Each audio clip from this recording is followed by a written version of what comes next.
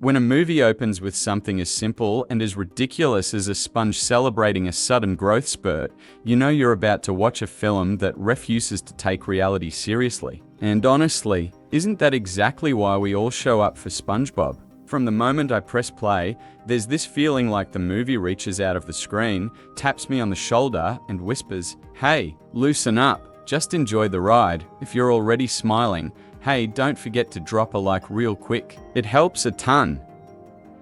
In the SpongeBob movie The Quest for the SquarePants, we dive headfirst into the absurd, rubber band physics world that has kept SpongeBob alive for decades. And as I watched it unfold, I felt like I was being pulled back into that wild, elastic, unapologetically goofy energy the series has always owned. The movie embraces everything that makes SpongeBob, stretching, squashing, flattening, exploding, melting, reforming. If you thought he reached peak flexibility before, trust me, this film treats him like a Looney Tunes character dipped in ocean water.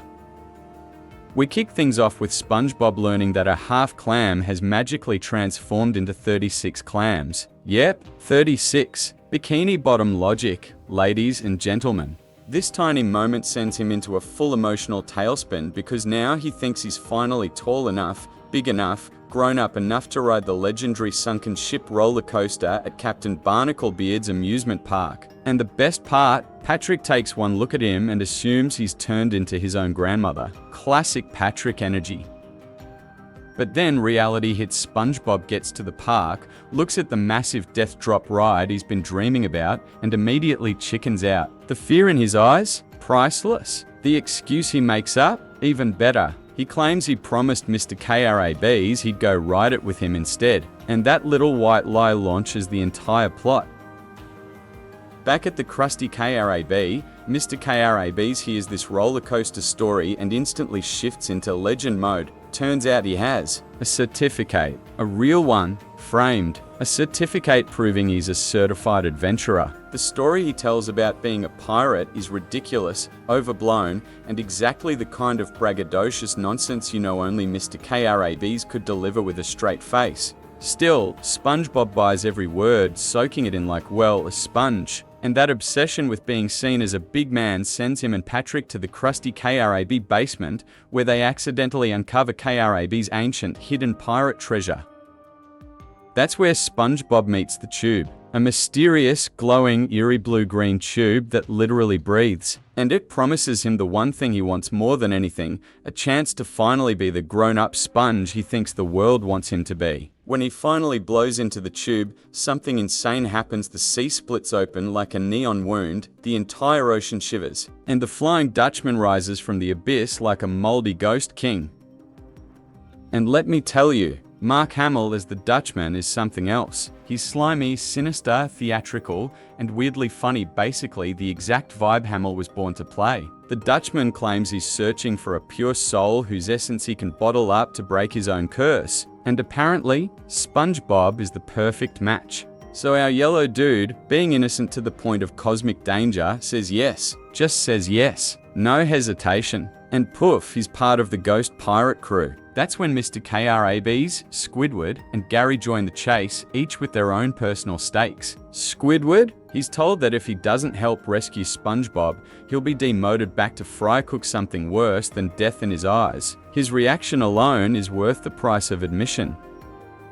From here on, the pacing goes nuts. Director Derek Drymon slams the gas pedal and doesn't let it go. It's joke after joke after joke, wordplay, slapstick, visual gags, meta humor, and even a running gag about fear bricks, where every terrified character literally drops a brick from their pants. Patrick even loses his lucky brick, which, according to him, he never had in the first place. Then comes the Underworld, and holy kelp, this is where the animation team flexes. Giant tentacled beasts, sirens with razor teeth, rope monsters exploding into smoky rings, skeleton warriors wielding rusted cutlasses. The Underworld in this movie is basically a neon-colored love letter to old-school fantasy and video game boss levels. The film shifts into this wild adventure mode that feels like SpongeBob meets Diablo meets a bag of Skittles.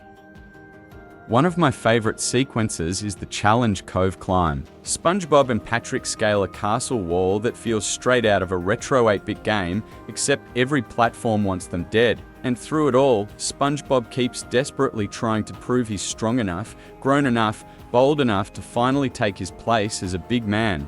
The irony? His greatest strengths, the things that actually save everyone multiple times, are the exact traits he thinks make him weak. Kindness, optimism, and the kind of chaotic innocence that even terrifies skeleton armies. The movie quietly slips in its core message here. Sometimes the things you think make you small are exactly what make you powerful. But don't get it twisted, this movie is not preaching. It's mostly firing jokes like a machine gun. Is it deep? No. Is it fun as hell? Absolutely. Does it give you that classic SpongeBob elasticity, energy, and joyful stupidity? Completely. And honestly, in a world where everything feels so serious lately, I think we all desperately need a movie that just lets us laugh. Like, really laugh. The kind of laugh where you clutch your stomach and gasp for air. Dryman and the writers know exactly what they're doing. They're not trying to reinvent the wheel, they're letting SpongeBob be the unhinged cartoon creature he was always meant to be. If you've made it this far, hey, don't be shy. Hit that like button so I know you want more deep dives like this, and drop a comment telling me your favorite SpongeBob movie moment ever. You know I read them all. Thanks for hanging out with me today. Until next time, keep those SquarePants clean, keep those fry cook spirits high, and I'll catch you in the next breakdown.